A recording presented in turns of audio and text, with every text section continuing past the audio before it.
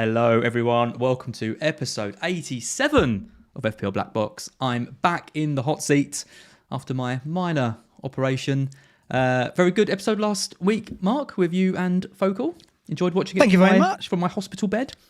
Yeah, I enjoyed it immensely doing an episode with Oscar. He's fantastic, and I think his rise in the community has been fantastic. You know, last season or so, and it was funny actually because obviously I watched the shows where he was on and others were on while I was off, and so it was weird being in the reverse situation. Oscar was brilliant, but I have to admit I did miss you, which I was pained to admit afterwards. That's very nice.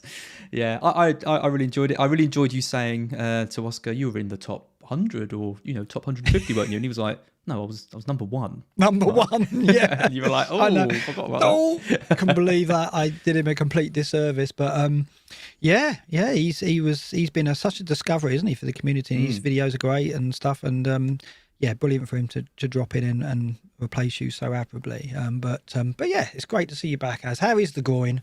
The groin is good. Yeah, big old 10 centimetre cut, and I've got some like mesh stuff put right up in there. Too much detail. I didn't really need to know that. You just could have said fine. Right? No one needed that. We've just lost 5 subscribers there. There you go. Well done. Gained. You never know. There's a lot of weird niches out there these days. Yeah, never know. No, I'm doing a lot better. I'm off all the painkillers now and stuff, and just waiting to get back to playing football in a few weeks and back to squash and normal service. Really. Game week 39, not far away now. Yeah. I'm excited. Speaking of normal service, 2 red arrows for us this week. I honestly, right, and we'll say this when we look at our teams, I couldn't believe I managed to get a red arrow out of that 11 that I had out. I still can't believe it. And anyway, we'll look at our scores. It was a tough week for a lot of people. We're seeing the great and the good. I think only 2 of the great and the good got green arrows this week. I mean, the template's strong, and if you have differentials, you need them to come in. And a lot didn't. And, Foden, we'll talk about him. He's been a complete nightmare for all those that swapped Trossard out for him. Those who got Saka, made the Foden to Saka move and, got 4 points, but him going off after 20 minutes. And then you've got to watch his replacement get, 2 goals and an assist in his cameo. FPL's cruel at times, isn't it? I did. I mean, the thing is, I got Foden in and I saw it as a mistake, obviously, because Foden didn't turn up, got the 1-pointer. And I think to myself... Well, I said to myself, that was my fault, really, because I moved early on the transfer. I had the exact money to get Foden, so I moved early. And then, of course, we got the Man City team news on Saturday morning, which, as I spoke to Oscar last week, I don't feel right getting that. Especially when it's Haaland and Foden. These are key players, right? So had I not made the transfer earlier in the week, had I gone all the way through to the very last minute, I could have made a better transfer. I might have not made that transfer in time because there was the site crashed. I was watching Slippers live, and he was losing it a bit because he couldn't make his transfers.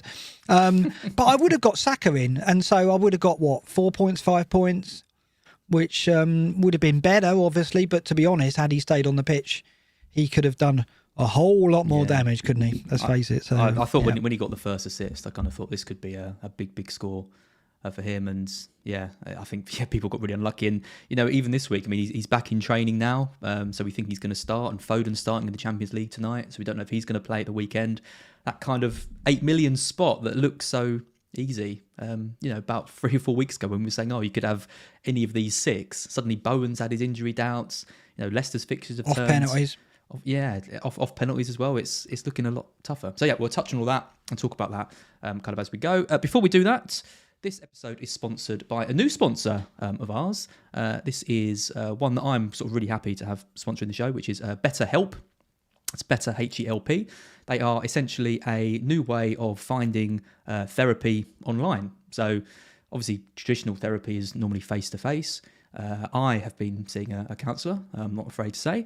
I do that over Zoom, which is also a really good way of doing it. You haven't got to travel to all these different places. And BetterHelp is another form of therapy, which is an app, essentially, which connects you with lots of different therapists. And you can have that therapy through calls, through texts as well, and also video too. And the FPL community, I think, is really funny at times because there is a lot of negativity, right? There is a lot of toxicity around certain accounts and certain things. But generally speaking, I think mental health is quite appreciated in the FPL circles. I know that when I've tweeted stuff out about things, I've had loads of support, loads of DMs from people, lots of people suffering themselves, going through grief, struggling with their own mental health, all that kind of stuff.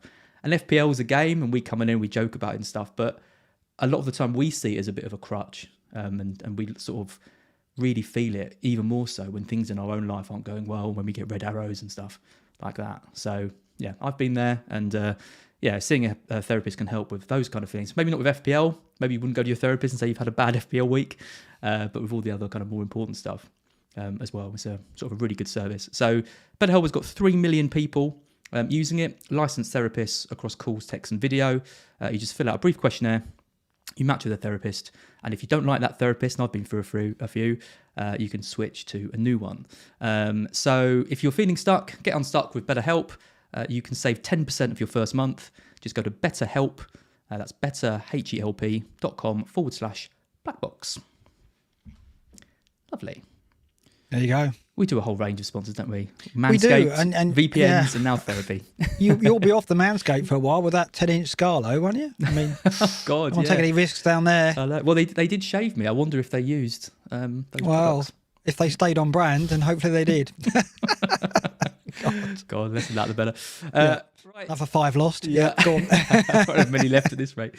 Let's talk about Game Week 14 then. I guess we have to. 54 points for me. Do my team first. Henderson with 1. I can't catch Henderson's points. I've just given up at this stage. I've benched him for 2 11-pointers.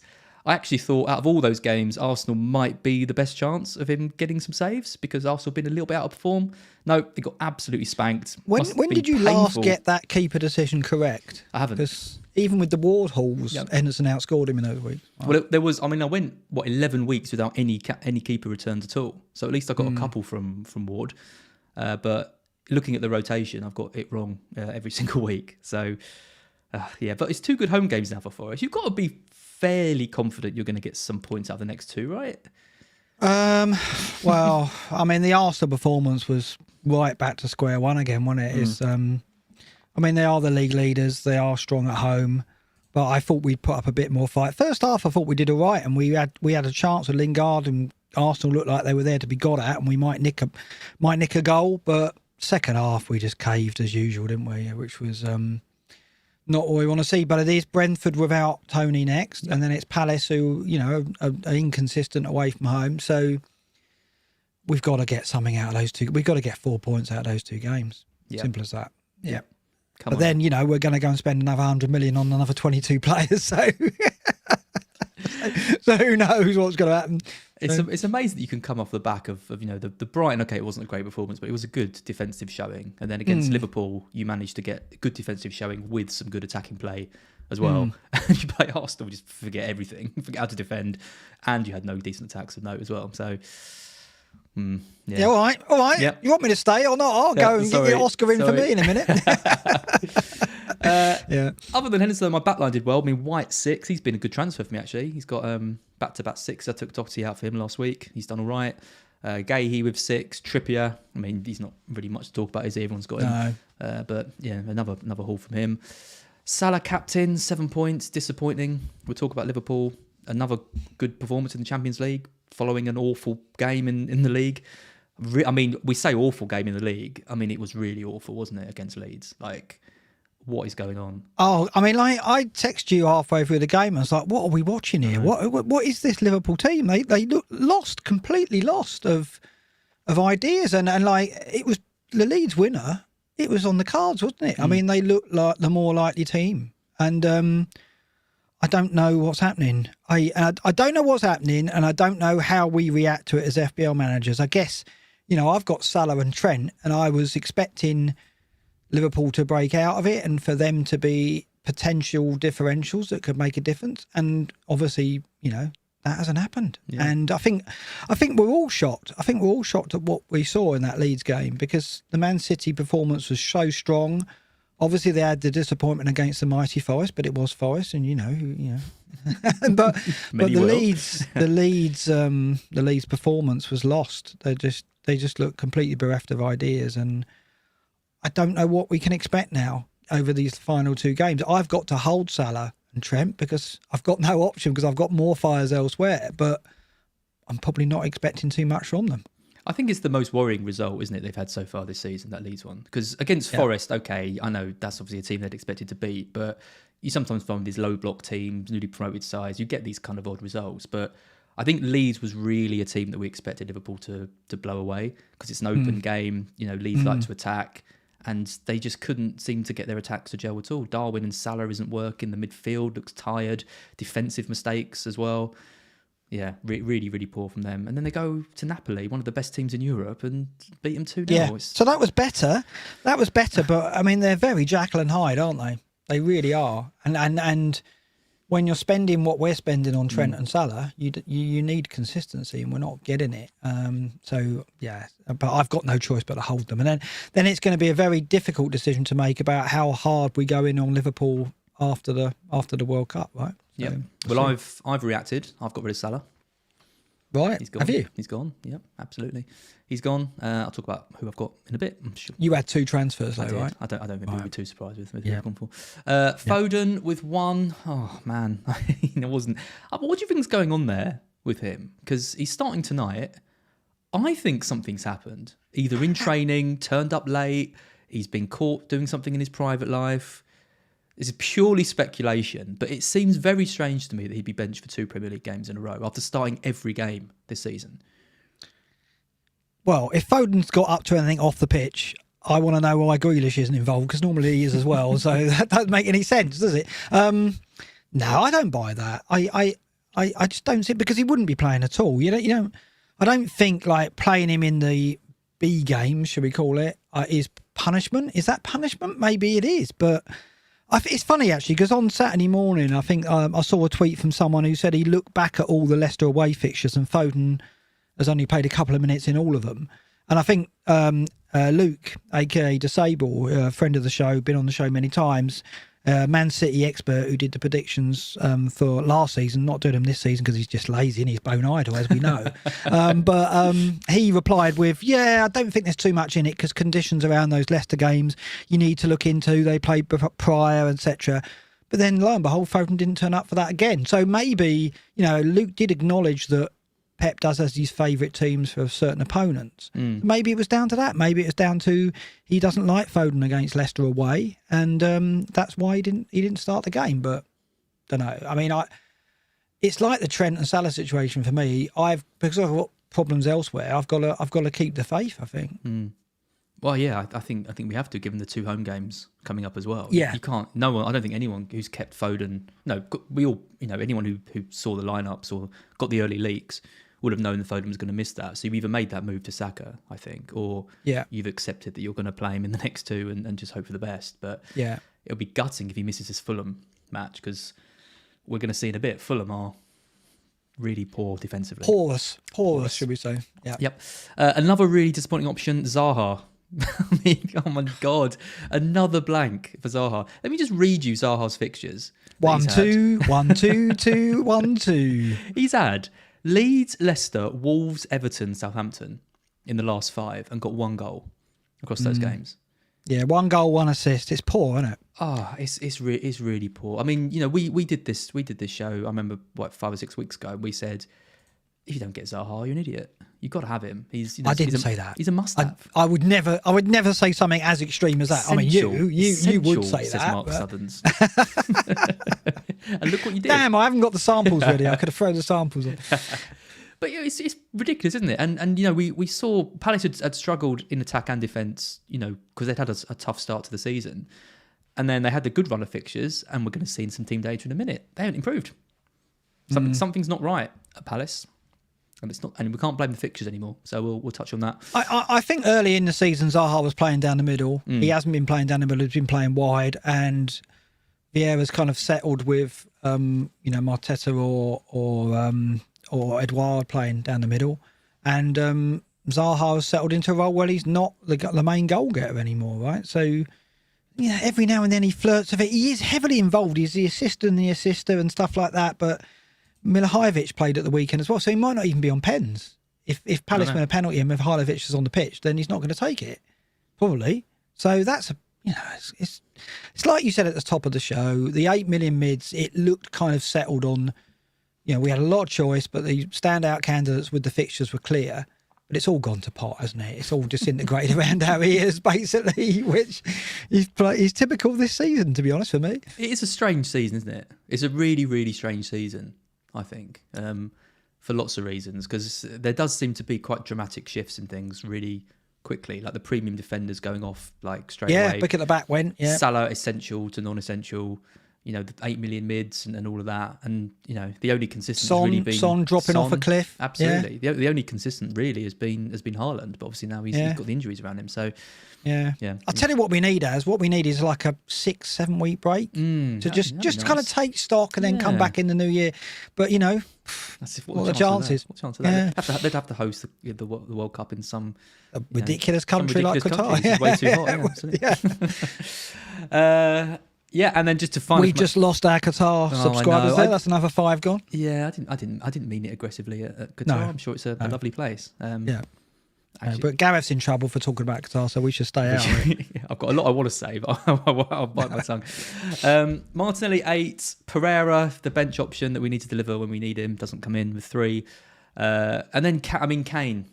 Just quickly before we move on to your team. Harry Kane. We talked about Kane versus Toney, didn't we, on the member stream for Scout? And we were like, this is going to be the battle between us, Kane versus Toney. You were happy with Toney, he could get a couple of goals against Wolves. Yeah. I was like, I've got Kane against Bournemouth, he's only blanked twice this season. 1 point each. Really disappointing for both, wasn't it? Yeah. Really bad. And then Toney got the yellow card as well. God, I remember then he came to my team and I looked at my score and I was like, that's terrible, really awful. I was like, surely Toney didn't get the yellow card. Oh, yes, he did. Oh, God. It's like, something more could go wrong. Crazy. Yeah. Have you got my team up on screen now? It is up right now if you'd like to go for it. 48 for you, so I increased the lead. I'm nearly 100 points ahead of you now and I'm outside the top million. Yeah. Does it matter? Does it really matter? Yeah. So Raya, 3 points. I thought a clean sheet would be odds on there. Brentford are funny, aren't they? I don't know. I think I need to get off Brentford. Toney's suspension. I don't think I'm going to go back to either Raya or Toney after the break. They're just, I don't know. Even when Toney had his run of form, and I caught his hat-trick, of course, and he was I think he was second or third leading point scorer in FPL for a while, and it's obviously dropped down now, but I'm still not convinced. You've never been, have you, by Brentford and Toney? And I think I'm in that camp as well. I was really disappointed with the outcome of the Wolves game. I think Wolves are no great shakes at the moment, and Brentford should have beaten them. So that's why I'm kind of hopeful that Forest get the 3 points against Brentford, because I don't think we're playing a team at the crest of a wave by any means. So I think they're there to be got at. So hopefully we can get the 3 points, but that's not going to get me a clean sheet for Raya this week. But yeah, Raya 3 points, Trent 2 points. Trent at home to Leeds. I looked at that and thought, yes, this is the moment. This is the moment Trent shows that he's still elite. He's still the top FBL defender to own. Poor again. He's just offering nothing, is he? So poor. Offering nothing. He don't know what's going on. His decline is kind of coinciding with Liverpool's decline as well. I got in trouble online for talking about Liverpool previously this season, and then they went and beat Bournemouth 9-0, and we thought they were over it. And similarly, they've gone and beat Man City, and we think they're over it. And then they do, the Leeds performance. It's just up and down all the time. But I don't know if Trent's going to get out of this malaise, and is he going to be the player we expect him to be? So I don't know if I'm going to go to him after the break. No. I've got to carry him over the next 2. Diaz didn't play. I guess I knew I was taking a rotation risk, given that City have so many options in each position. I was surprised you went for Diaz, because I took him out a few weeks ago. Who would you have gone with? Lo? Don't say Cancelo, because I couldn't afford him. I went down, didn't I? I went Diaz to Castagna, and I've got a load of 4.4 options. I could have got Gabriel. I should have done that. I should have done Gabriel in hindsight. But the thing is, why I didn't go Gabriel, because he was playing Forest, and again, I didn't want to back. I don't. It's got in the way, hasn't it? And I don't want to back players playing against my team, but I should have done. I've got to get over that. But that really did. Look at it as a contingency policy. If Forest win, you'll be happy, whatever. Yeah. And if they don't, then you've got the contingency of that. Unless Forest score and lose, and then you've got nothing. Yeah. Yeah, well, I'm hoping Akanji, I think, picked up a knock at Leicester. Didn't look too clever when he came off. And he's not in the squad tonight. And Diaz is starting. And it's Mitrovic at the weekend. And who's best to handle Mitrovic? Probably is Diaz, I would say. So I'm hoping Diaz gets the nod at the weekend. He probably will, and City will concede. And it'll be Mitrovic who scores, and he'll be on my bench. Staying positive then, Mark. Yeah, exactly. Trippier 11, not worth talking about. Creswell 2. Creswell's good, handy to have over the next 2, so I didn't expect much at Old Trafford, so that's fair enough. Although he nearly got on every game I've watched, the last 2 or 3 games, Creswell's nearly got returns for me. He's created so many chances, so I'm hoping I get something from him in the next 2. Zaha 2, Martinelli 8, but everyone's got him. Salah 14, right with the captaincy, but we were fortunate to get that, I think. Yep. Andreas the 3, Mitrovic the 1, and Toney the 1. Let's just move on. Just move on. Just get it. Grim reading. Well, the good news is it was grim reading for everyone in the great and the good. Like I said, only 2 green arrows. That was Praz and Tom Freeman. Praz took the bold step of taking Haaland out. I don't know if you saw that. Took Haaland out for Gabriel Jesus. Got 2 assists for him. But now has to decide whether to bring Haaland back or not, which is, I think, probably a decision that I wouldn't want to make if we're not really sure about his kind of injury and what's going to happen with that. So yeah, brave move from him. You know, when we're saying the template's strong, that was exciting. I thought there's you and I, big red for us, 2 of the biggest reds. I got the biggest drop in the entire league, and yet I had a rank of 3.9 to begin with. Yep. Oh my God. Yeah. That's really cheered me up. Thanks. You're 71 points behind second from bottom, Savanish. Who's, is that a ghost ship? Is he even playing now? I don't know. One thing I did find interesting was look at all the Salahs this week. It shows that people still are keeping faith in him. It was a week where maybe we could have seen a bit of sort of diversity, but I think everyone was convinced that Liverpool were going to win that game, even despite the blip. Only Magnus went with Son, and Savanish went with Kane. Again. And both, can we move on? Yeah, both got punished. Yeah, let's move on. Honestly, this feature's getting worse every week for me. I think we should think about dropping it, to be honest. Yeah, you won't be in it next year, so don't worry. No, thanks. Fixture ticker. Only 2 games left before the break. Here's your kind of teams to target. Quite a lot of teams with 2 good-looking fixtures. Everton, Man City, Bournemouth. My team, Brighton, I want to talk about them in a minute. We'll talk about them when we get to the team data. Of course, why wouldn't I? Man United, Forest with 2 home games, West Ham with 2 home games, Palace, all looking really strong. And then down the bottom, we've got Mitrovic, so Fulham, Man City and Man United, 2 tough games. And Brentford, their good game is Forest, and then it's Man City away. So we're going to talk about Toney replacements. I think it's also Mitrovic replacements as well, because a lot of people are kind of going off him. Too. So, yeah, and there's a certain Newcastle man who is very high in demand, who we'll be focusing on a bit later. But yeah, if you're looking for some differentials for the final 2 weeks, you want to dead end your team, don't forget you get the wild card. Have a look at those first 6, because I think there are options, right? There's options in Brighton, there's options in United. There's options at Everton even to consider. So, go for something a bit fun. I think next week the focus will be on punts, won't it? Really. For us, I think that's the show next week, is to look at who you can take a risk with in that final week. But yeah, you could start thinking about that now, and you should, right? Depends on how many transfers you got. Yep. But yeah, those top two, there's some good prospects in there. And what have you got? I mean, if you're in my position, you've got absolutely nothing to lose, and arguably nothing, not in yours either. So let's go for it, shall we? Might as well. Yeah. Let's look at some team data. So this is team data attack. Look at that. Number 1 over the last 6 weeks is Newcastle, with middling fixtures as well. 9th on the fixture ticker as well over the last 6. So, we talk about improvement under Howe. We talk about their assets and players. It's almost like 3 spots isn't enough at the moment. There's so many players that we can consider.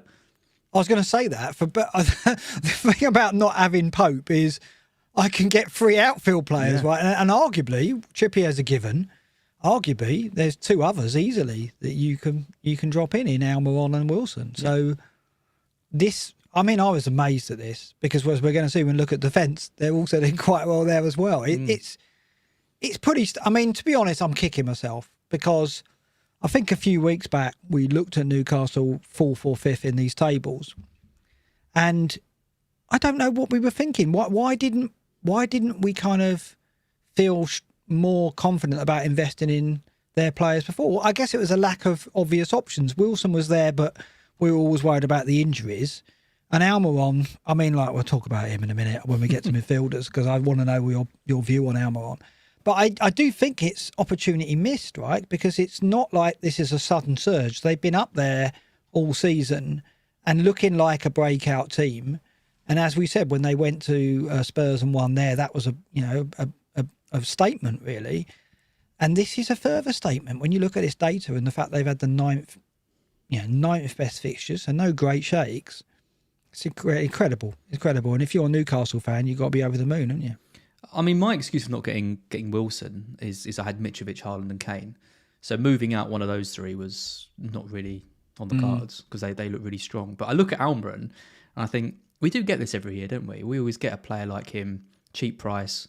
You know, we've had it with Ramsey in the past, with Mahrez, with Lundstrom. I think all these kind of guys. And a lot of the time, these players, you need to kind of just get somehow because they're just going to keep going up and keep scoring. It's just really hard with someone like Almiron because we know his history and we know his history isn't great. And so you just think, surely this is just a purple patch, that he's going to stop scoring. Okay, I was going to talk about it later, but let's talk about it now, right? Because we've said in the past, like we talk a lot about trying to like spot these players that the model can't spot. Because I'm looking at the models now, and I'm looking at game weeks 15 to 19, and Almiron is nowhere near the top of these models, right? So I'm looking at FPL review, and Almiron's right down like below Harvey Barnes, below Eze, below Ward-Prowse, below McAllister. The model's still not picked up on Almiron as a prospect, right? As a top prospect, right? This is for the next 4 game weeks. I'm not surprised at that. The model's not meant to be a short-term model, and Rate My Team will say the same. It's nothing against FPL review. All the models will be like this, right? But we've said in previous seasons, one of the things that you've got to try and do is spot those players, and we saw it with Gundogan, we saw it with Lingard. Now, arguably, both of those, Gundogan wasn't a flash in the pan, it was a change of position. And, if he moved up front now, he'd probably do the same. Lingard, was it a flash in the pan? I still don't know what that was. I guess it was a purple patch, but he was scoring ridiculous goals. But look at him now, he's a shadow of that player. Almiron, what is it? Is it a purple patch? Or is he actually a model breaker? Is the model wrong, right? Should he have more points between now and game week 19 than James Ward-Prowse? Or is the model right and it is a purple patch and he's no way is he going to maintain it?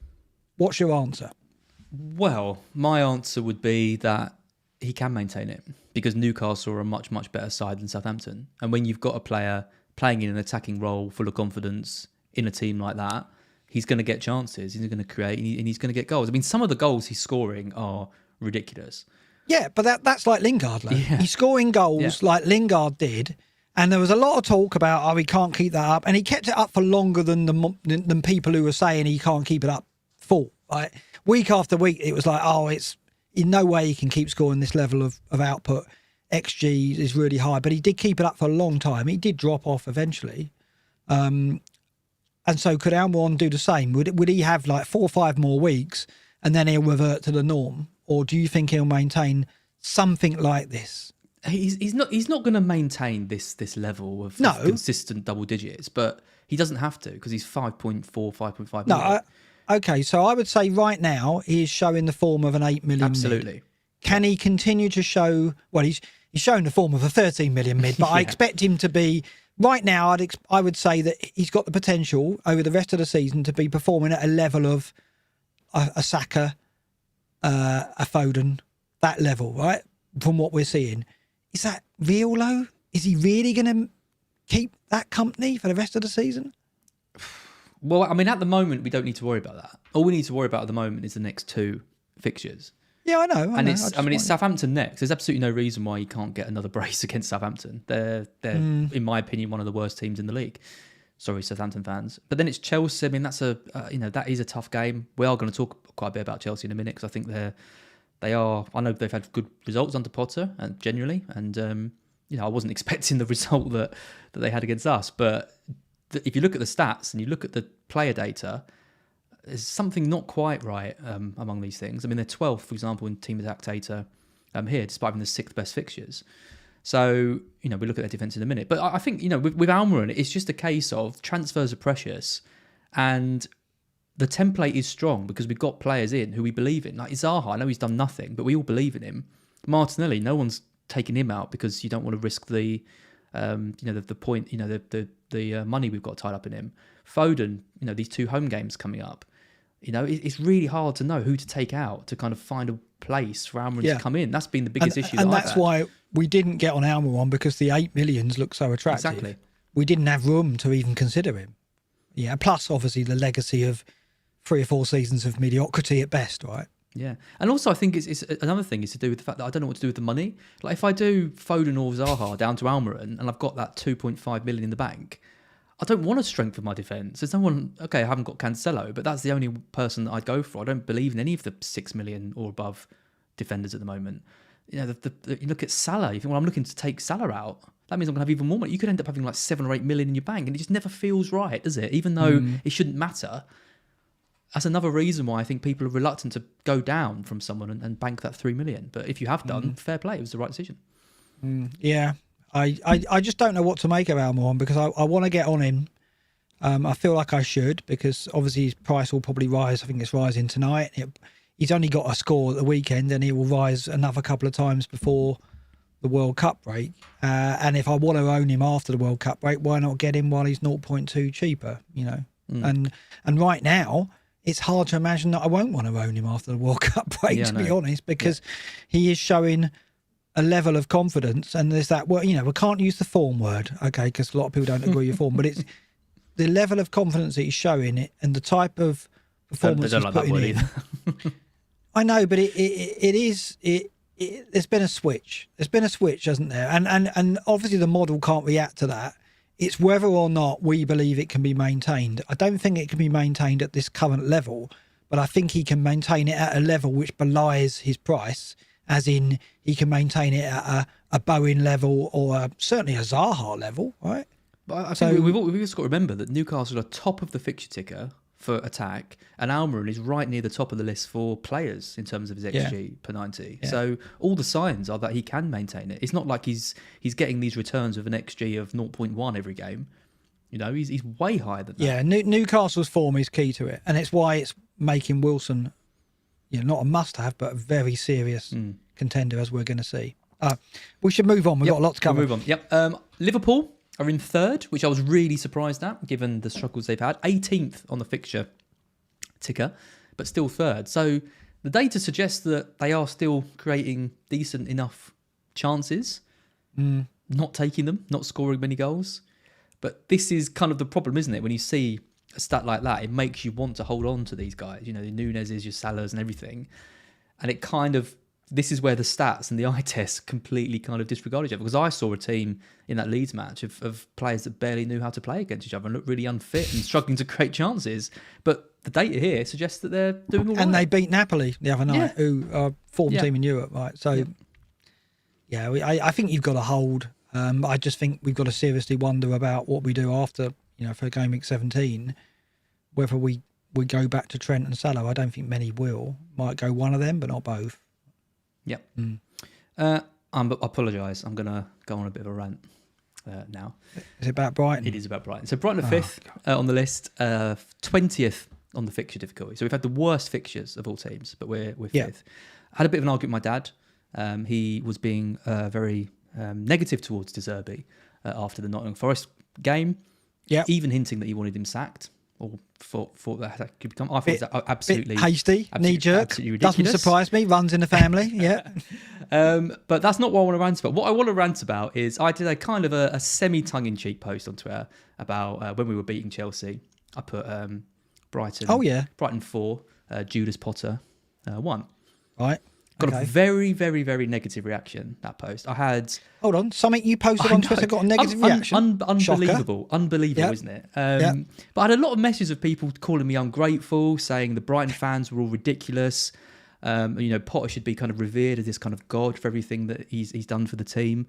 And I just want to clarify my position on it, because no one cares, but I'm going to anyway, because I like ranting about stuff. there's a lot of respect for Potter with the Brighton fans. He completely changed the culture of the club. Amazing results. We wouldn't be the team we are now without him. But how many teams can you think of in the last 10 years that have had their manager leave without being sacked mid-season to go to another club? The only manager I can think of is Redknapp when he left Portsmouth for Spurs. And I remember that leaving a bad taste in my mouth when that happened at the time. That felt like, oh, that's a bit dodgy, that. And I just think, I think Potter had to take the job. I think, I'm not begrudging him that. I think it was a right career move for him, but it's for him, right? It's a selfish move for him because he wants to manage in the Champions League. He takes our entire backroom staff, well, not our entire backroom staff, it's a big selection of our backroom staff, including our club legend, including Bruno. I know, that was like... Which hurts, right? We've lost Cucurella to Chelsea, our best player of last season already in the summer. So he's gone to the same club as him. And there's already reports that he's going to raid us for Trossard and Caicedo, are now 2 best players. And that was always going to happen. And I hear next season there's going to be a seagull as the mascot of Chelsea, right? So it probably bloody will be. Well, he won't be there by then. I imagine he'd be sad if things carry on.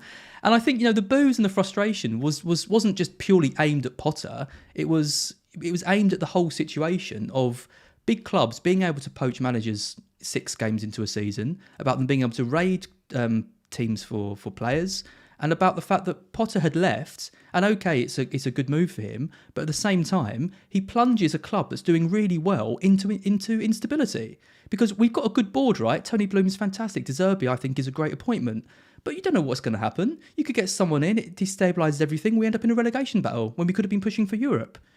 So you can't expect the Brighton fans to be applauding him and saying what a wonderful job he is. And wounds heal, the scar will form, and he will be respected for the job he did. But you come back to the Amex a few games after you leave after 6 games. He wasn't happy. He wasn't happy about the reaction. No, but I think he was mostly not happy with the performance of his team. And if he wins that game, I think he's got a smile on his face and he laughs it off.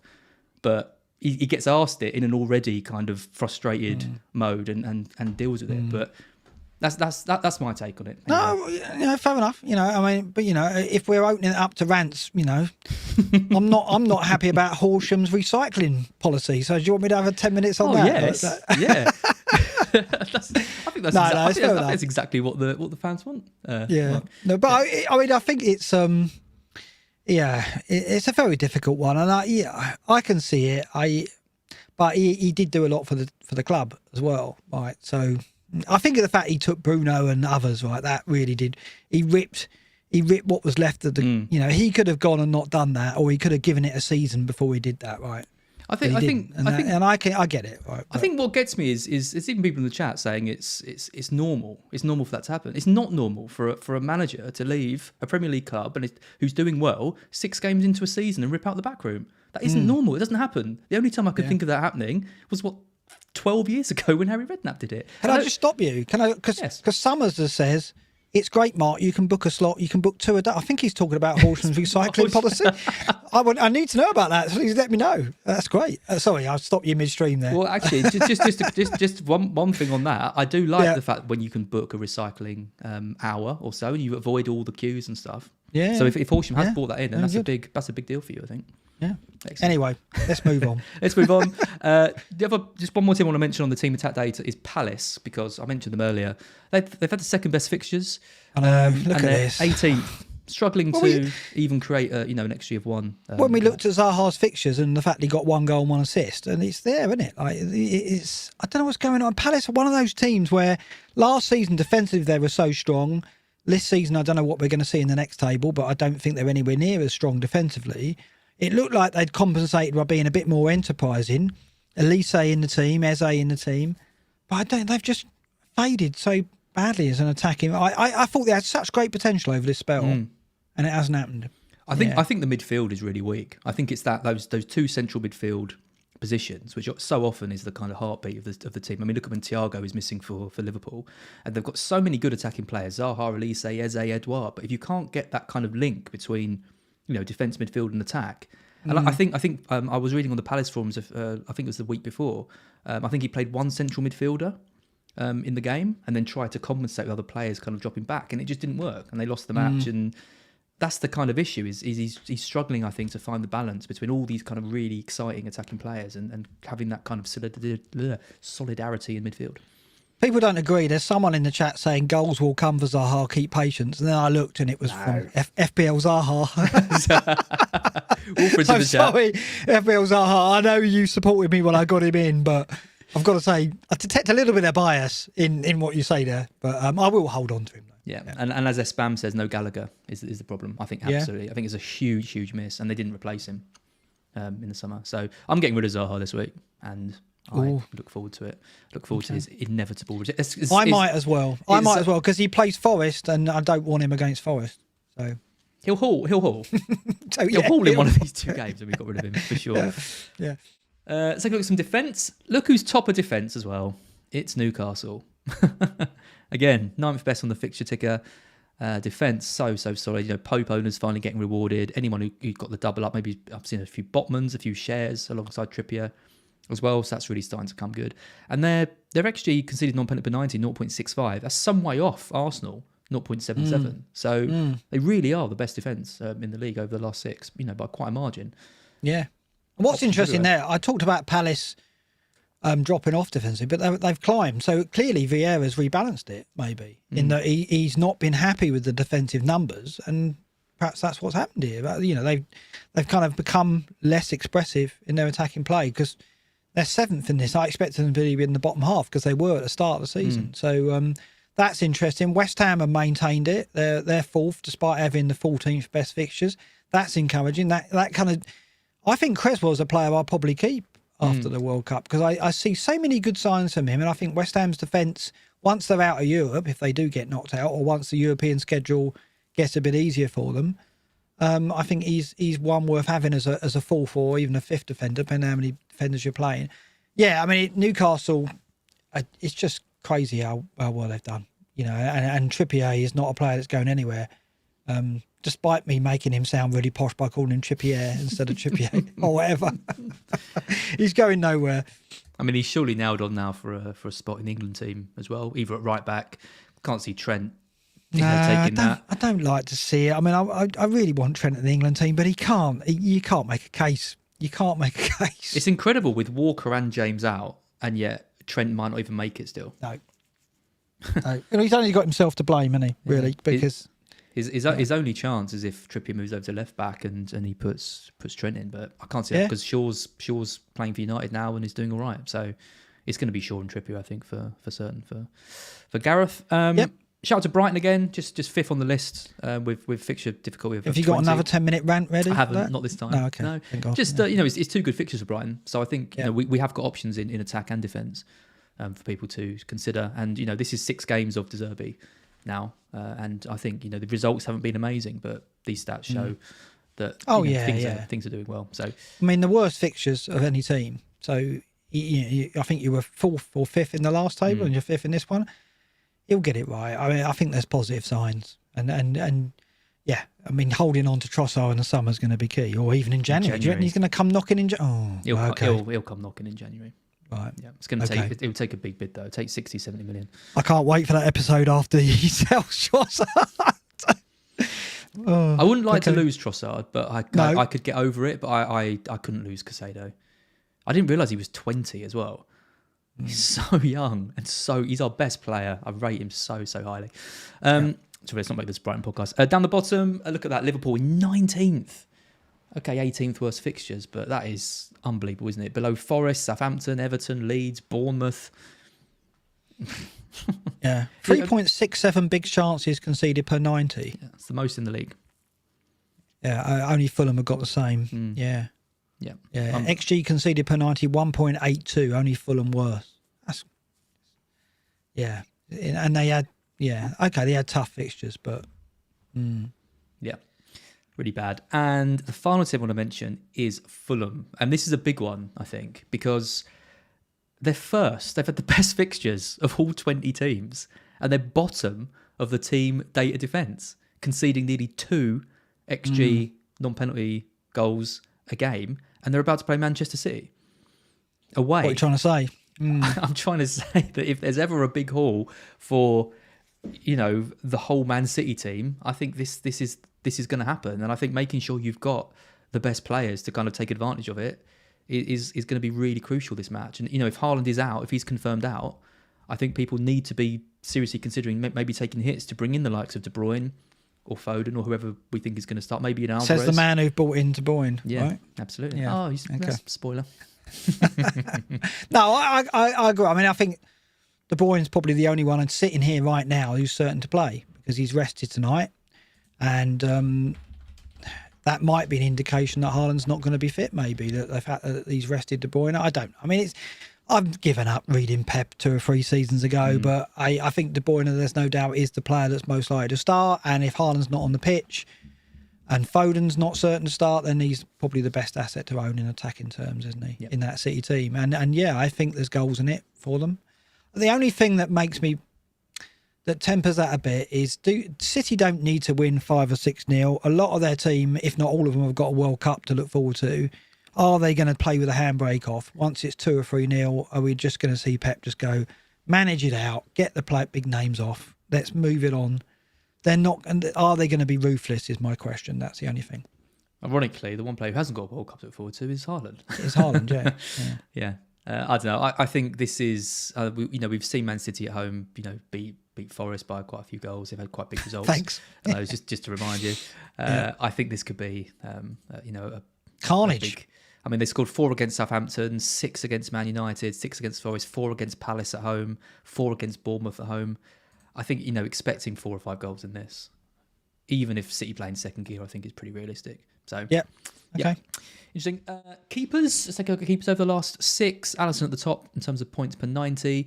Look at that in second. Danny Ward. What a hero. 5.83. Yeah. It is, isn't it? And he's been getting a bit of bonus as well. His expected goal prevented is 0.6. Yeah, I know. Really it was low. it was -5, wasn't it, a few weeks back? He's really bumped that up recently. Doesn't make any saves. Like, you can't rely on his save points. But... No, that's what's crazy as well. I said this with Oscar last week. His 2.83 saves per 90 is well below any of the other top 7. But you can't argue with his returns. And Leicester have turned it round. Defensively, they've turned it round. I mean, we've seen a bit of a drop-off in attacking output, but,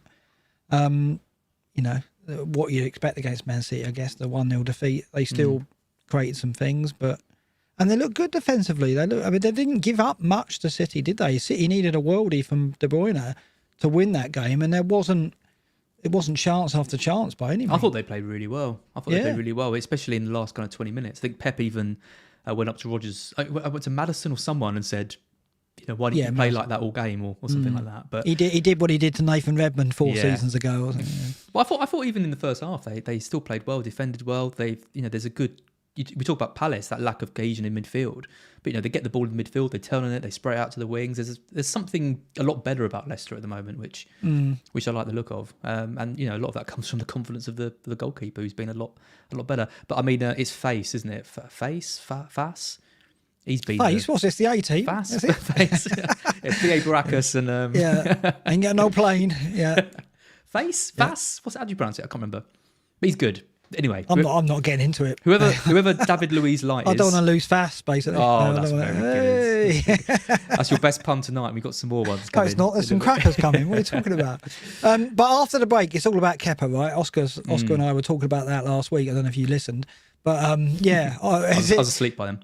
Are we all on Kepa? I think you have to be, right. I mean, it's ridiculous. I mean, it's straight into Bournemouth at home, the first fixture, and then it's Forest. Sorry.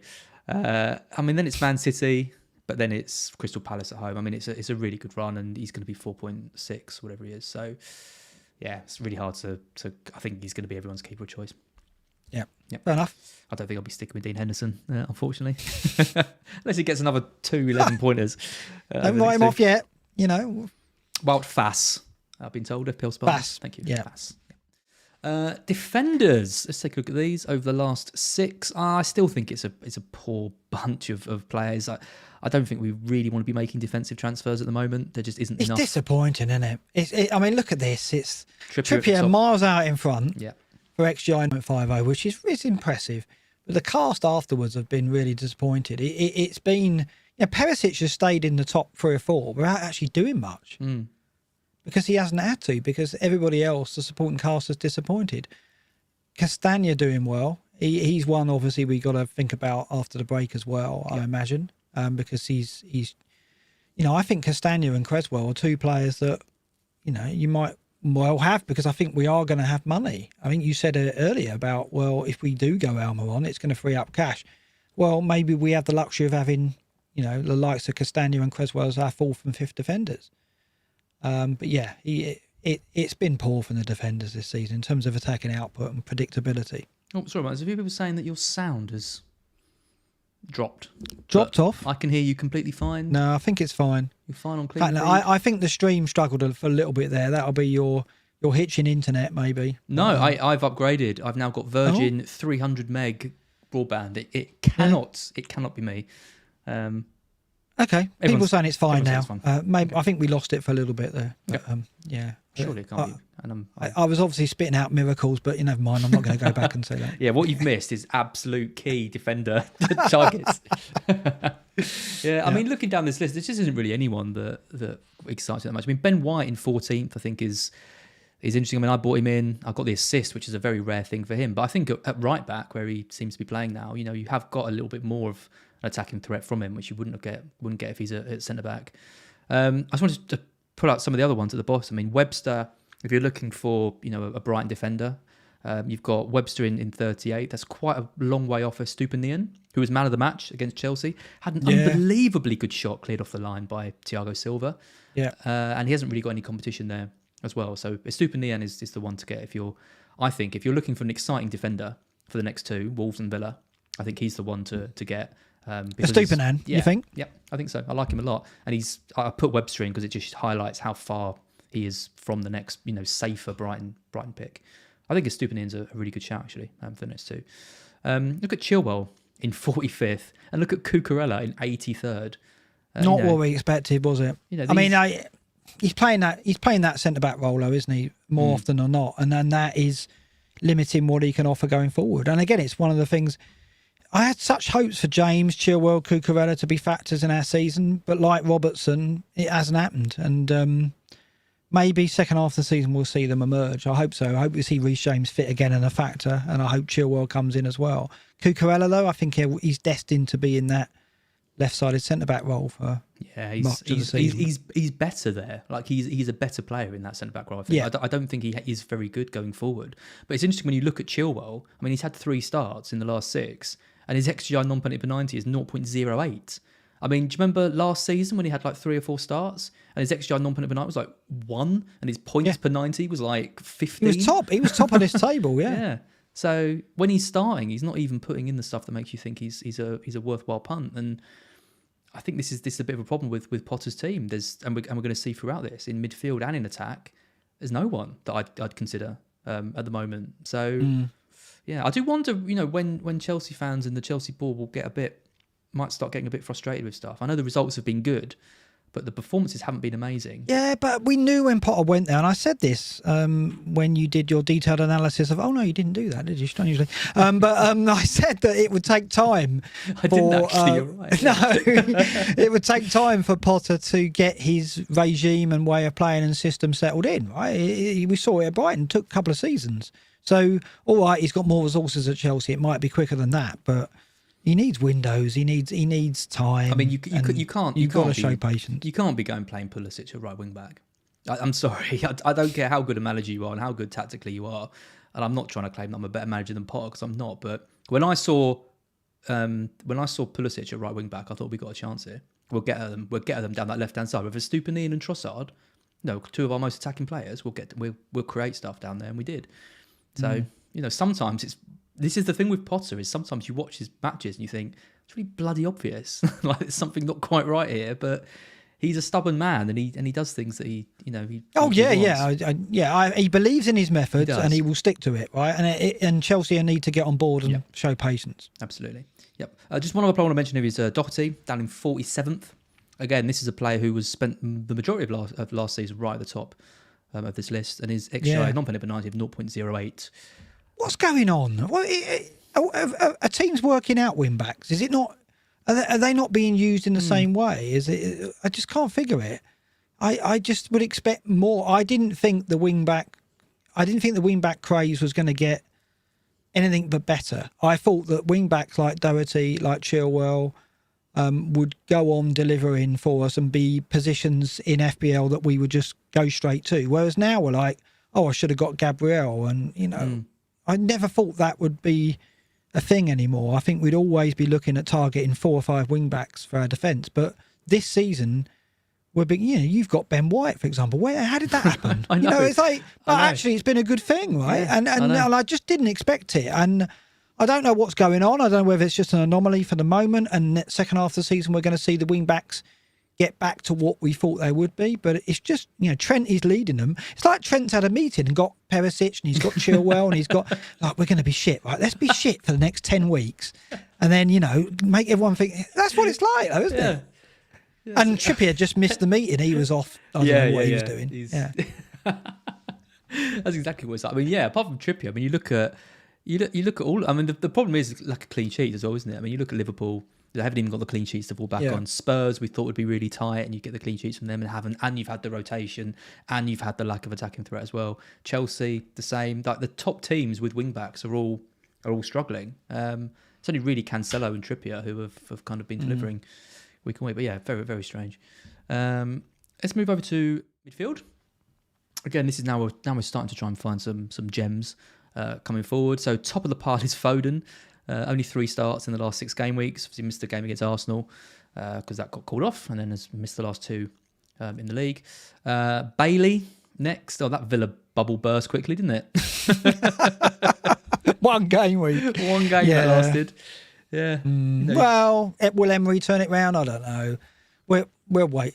Like we said when we looked at Emery, we'll wait and see. But we don't need to jump on Bailey, and I don't think we're not going to trust in it, are we? So we need to see more. No.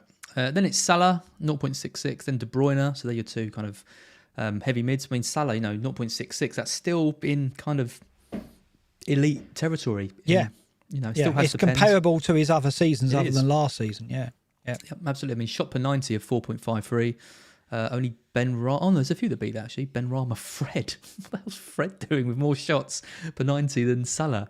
That is absolutely bizarre. I need to check that. That can't be right, surely. That is probably is. I mean, he's only had 2 starts and he's got a goal and assist, but that is still crazy. And then look at that blast in the past. Willian in 5th. Yeah. 0.6. He's been all right, actually. I've always been really critical of Willian. I've never liked him as a player or an FPL asset, but he's been doing all right for Fulham. Don't think he's going to be someone we consider. Then it's Trossard, though, 0.6. That's really high for him. That's the kind of form you'd expect to see. He needs to be in a top 6 team, maybe a top 4 team. Steady. He is in a top 4 team. He should be pushing for a January move if I was him. Oh, he's going to leave. It's going to be so upsetting. Oh, sorry about that. That was Siri interrupting there. I thought you were doing a bloody soundbite of me saying he's got no end product. No, it's not. It's Siri telling me it's okay. I don't know what that was about. That's nice. It's okay. He's not going to leave. He's telling me. He'll be all right. He'll still be Brian. Saka in 7th. Almiron in 8th. So Saka with 0.56. Almiron with 0.52. Again, this kind of 0.5, 0.6. I mean, that is so high for this XGI non-penalty per 90. And when you've got a player who costs 5.6 million, 5 million at the start of the season, putting in these numbers, points per 90 of 10. Only Foden beats that. Yeah, I mean, 3.71 shots per 90, 2.29 shots in the box per 90. It's top level stats. So it's nothing. I mean, we looked at it last week. Almiron's numbers this season easily defeat anything he's done in previous seasons. I mean, the output in terms of shots has doubled. And he's getting more. I think he had 7 shots on target last season, only 1 in the box, as we saw last week. And he's turned it around this season. He's had 7 shots in the box on target. It's like, so whether it's Trippier's presence or whether it's just instilling more confidence in him. But yeah, as we said earlier in the show, he's producing numbers now that it's hard to ignore, isn't it? Looking at this. Absolutely. Yeah. I mean, of the regular kind of players who've started, 3 or more games, in terms of shots per 90, I don't think anyone's better than him. It's amazing. I mean, Salah's at 4.53, Almiron's at 3.71, same as Trossard, for example. So, yeah, really, really, really high. And again, you can people who are listening can even go back to your analysis on him last week just to see how different these numbers are, because Well, they haven't got any worse after his performance in the last game. We're going to talk about Rashford in a minute. He's in 15th. We've got a kind of a section on him. I just want to mention a couple of players down the bottom. Sterling and Mount in 31st and 32nd.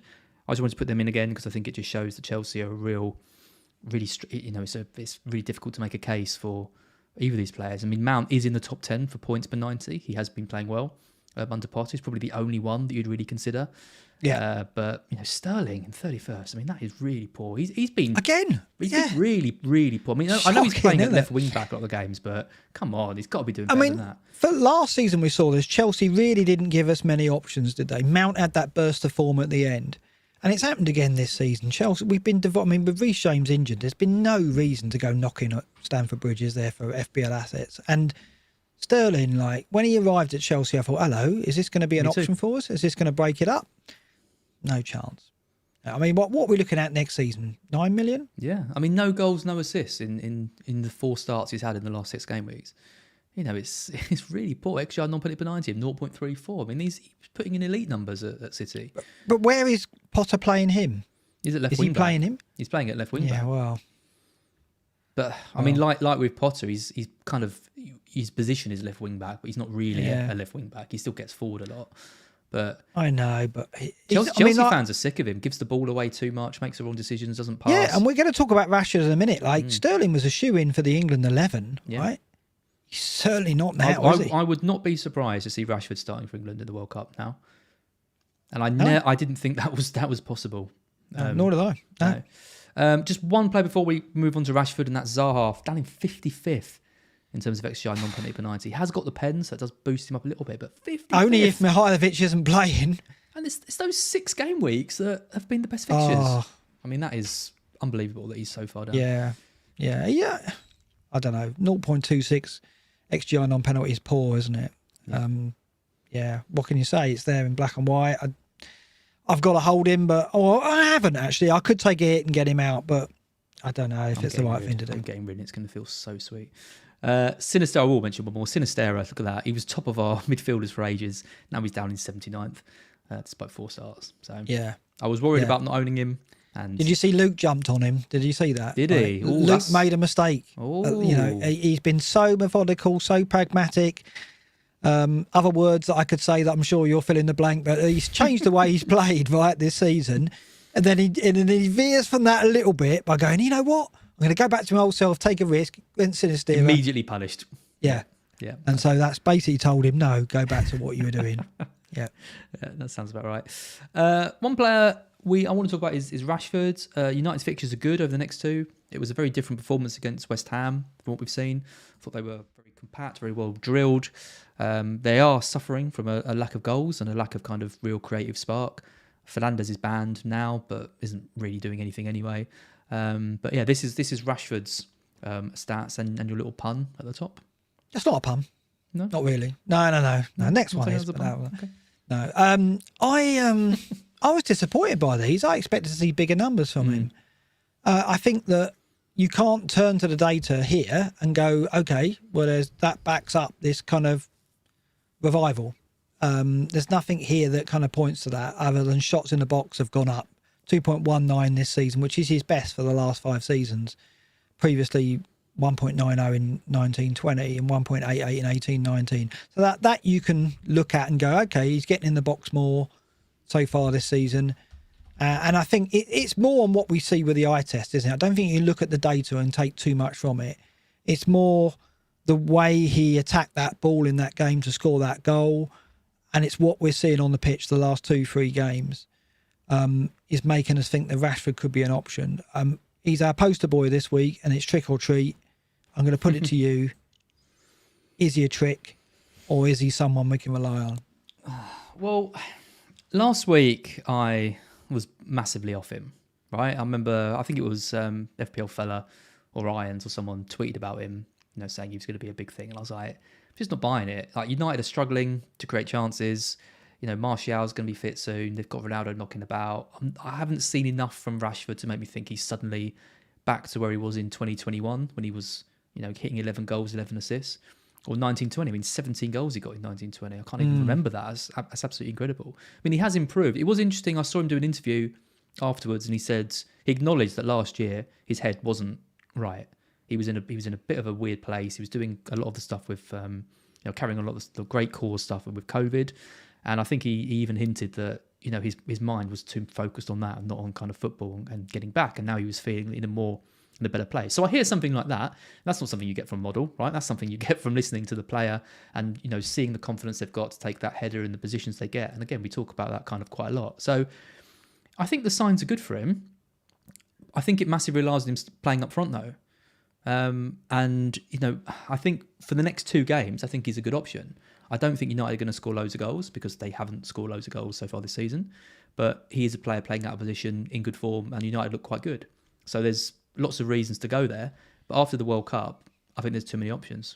Well, look at this after the World Cup, though. Game week 17, home to Forest. Game week 18, away to Wolves. Game week 19, home to Bournemouth. I mean, then they play Man City, but the first 3 after the World Cup is pretty good, to say the very least, right? So, I think he is someone. It depends how it's going to go. Over, will he be in the? He'll be in the squad, I think now, and will he make an impression in the World Cup, and will the next 2 maintain the form and confidence? We'll see. So I think it's great that he could be an option for us. Yeah, and I think coming into 17, he is going to be perhaps. Well, it's what you want for England as well, because he's played well for England. When he's been inside, and he's one of our kind of. He's still young, but he's one of our kind of experienced heads now, because he was so young when he kind of broke into the team and broke into the England side. So we want a well functioning Rashford with his head kind of in the game, and I'll be monitoring with the World Cup, because what you kind of want is for Rashford to play well. Well, not that we want as an England fan, but purely from an FPL perspective, is you want Rashford to be playing well and England to get knocked out quite early. Because then, if England go far into the tournament, he's not. I think I'll part my FPL ambitions for England to win the World Cup, though. To be honest, but yeah. Well, if England win the World Cup, Rashford isn't starting game week 17 against Forest. That's my point. Yeah, So we've got to kind of monitor that. But yeah, I mean those fixtures are unbelievably good. So yeah, I like him. I think if you've got Zaha, for example, I think you can move for a Rashford or a Trossard or an Almiron, and you've got options. And that's what I'm thinking of doing, is moving for one of those 3 basically. But yeah, you're right. The stats aren't incredibly not yet exciting, but next year I'm putting it for 0.47. That's not bad for a 6 million. It's very good. Very good. Yeah. Yep. Forwards then. Over the last 6, Haaland at the top, no surprise. Nunes second. Callum Wilson, he is flavour of the week. Sometimes FPL's easy, isn't it? Player gets 19 points, bring him in. Simple as that, isn't it? I think it goes back to what we looked at with Newcastle's data. And when we look at Wilson's stats in a minute, we'll see how much he's benefited from Newcastle's form at the moment compared to previous seasons. He's always been a player that we've rated as an FPL asset, but the injuries have always been a problem. He looks to be well and truly over that now. He looks to be as fit as he's ever been, and he's had those run of starts that has meant that he's begun to show consistency in a team that's got confidence and creating chances. So it's perfect. It's a perfect storm, and he's 7-4, and Toney's injured. And if you've got the extra 0-2, which I didn't, then you can make that move. I think it's difficult to argue. They've got Southampton and they've got Chelsea. Chelsea at home, on paper, not an easy fixture, but I can see Newcastle, who are at home are a force, easily scoring against Chelsea. So I don't think you can easily build a case against going for Wilson now. Even off the, I know it's a bit element of chasing points, but I've every reason to think they can go and win at Southampton, and that Wilson will be in the points again. It's annoying, isn't it, when a player like that, who looks such an obvious move from Mitrovic or Toney, has just hit 19 points, because he's already gone up twice in price.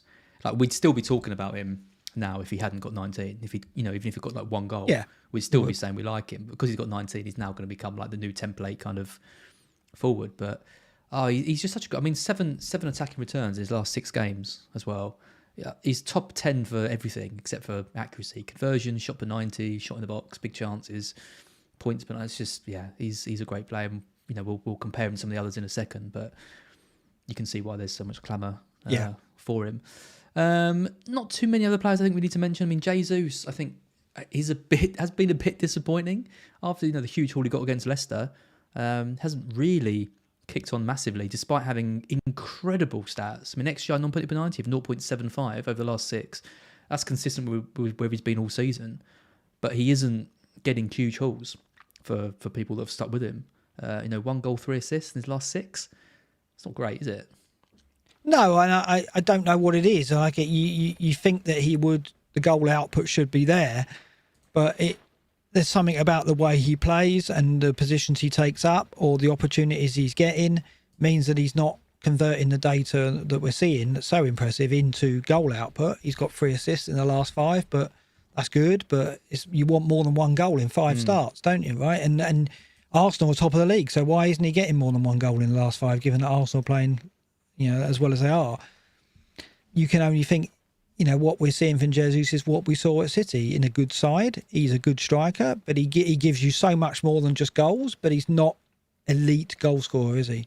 Well, he's not. No, we all knew that from the kind of Man City days. But I mean, the stats are so good. I just feel like a haul's coming for him soon. But we have got a lot of other good strikers to consider. When you think his ownership was 80%, I think we all thought that he would be in our teams all season because he was so cheap. But I mean, what's his ownership now? Let me just check. His ownership now is 58.9, so it's still high, but he feels like someone you can bet against.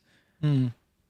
Yeah, and I said this at the start of the season, that so many people had him. I went against him and went Saka instead, and it didn't pay off because he started really well.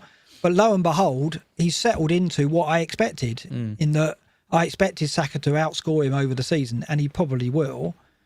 Because I didn't see Jesus as suddenly, just because he's with Arsenal and starting every week, he would be an elite goal scorer, and that's exactly what's happened. Although he started the season indicating I was wrong, but I wasn't wrong. It looks like I was right, and I just missed out on the bit of area where sounds like your everyone else had him. Yeah, like basically. Your season in a nutshell. I didn't have him. Everyone else did. They got loads of points. I didn't get them. But now it looks like he's settled into that pattern of being a very good player in a very good team, but not got that goal out. But with Martinelli there and Saka there, it's not. And Odegaard there, they're all chipping in, aren't they? So it works for Arteta. Right? Yeah. Kane's dropped down somewhat. He's down in 10. Yeah. XG non-penalty of 0.52. Still decent, but not near the top. Not near Haaland and Núñez, which is a bit surprising, especially because of the games like Bournemouth, whom they've played. I'm holding him against Liverpool though, and hoping for something. But he's a funny one, Kane, because he hasn't really done anything wrong. But keep looking at each week and think, can I do better than him? Could I move that money round? But 4 goals in 6 starts, though. And that's the thing. He's kind of he's doing fine. Like there's nothing wrong with him. But the Bournemouth game was annoying. You expect something from him there. Just one more player I want to mention right down the bottom. Another Chelsea player, Aubameyang. Statistically, the worst of all the forwards over the last 6. XGI non-penalty penalty of 0.13. Just another Chelsea player that's really struggling in the system. And I mentioned Chelsea and the lack of options. I think these charts highlight it because defence, you're not going there. Midfield, weak, and then Aubameyang up top. Havertz is up there. He's 11th, but no one's going to buy Havertz up front, surely. I don't think we know how to get on the subject of Havertz, do we? No, so. Not with you. You hate him more than I don't know. No. I don't hate him at all. I just don't think that he's a nice person. Particularly strong. No, I just don't think he's a strong FPL asset or perhaps a Premier League player. But there you go. Whoa. No, a strong Premier League player. Not, no. I'm not. No. You said it now. There's no going back. Let's take a look at some Toney replacements. We've got Toney replacements, also Mitrovic replacements as well, although he is on the list. Well, I don't think many people are going to be switching Toney for Mitrovic, given the play Man City way next. But I mean, Jesus is top of, if we're looking at Jesus, Scamacca, Calvert-Lewin, Solanke, and Callum Wilson. Jesus comes through really highly on the stats. He's got the best touches in the box per 90. He's always got the most points. He's created the most chances by far, double Scamacca and Wilson. Big chances, he creates most of those. He's had the most big chances. Looking at that, it's a kind of a bit of a no-brainer, but it's 2 away games for Arsenal next, away at Chelsea, then away at Wolves. You look at Newcastle, it's away at Southampton, and then home at Chelsea. I mean, even look at Everton, at home to Leicester and then away at Bournemouth. All the 2 home games with Scamacca. I think you could go lots of different routes here, but I do think selling Toney and Mitrovic is the play. Well, I can sell Toney, and I probably will have to. Everything is, FBL review is suggesting I should as well, so the models are saying it. But I can't afford Wilson. So I can only go to someone like Solanke or Skamaka. I've got Mitrovic already. So it's a problem for me. So in order for me to go to Wilson, which I would prefer, I think, I would have to take a hit. And then it's like, is it, to Almiron perhaps, but is it, that feels like chasing points, and it feels taking the 4-point hit means I'm banking on that Southampton fixture, because then it's the Chelsea game. If Wilson and Almiron blank at Southampton, which I wouldn't have thought they would, but possible, and then I'm going into Chelsea for the final game having taken a hit. Don't know. So Skamaka probably is the most likely destination for me.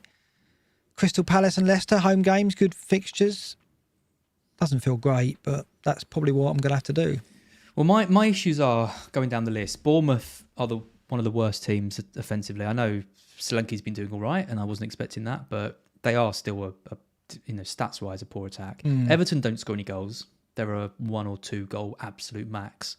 Leicester improved defensively. Bournemouth away have been quite tough to break down as well. Skamaka for West Ham. I'm worried about Antonio. I think we saw against United, Skamaka was pretty ineffective and they subbed him off for Antonio. But just know what happens in the Europa League.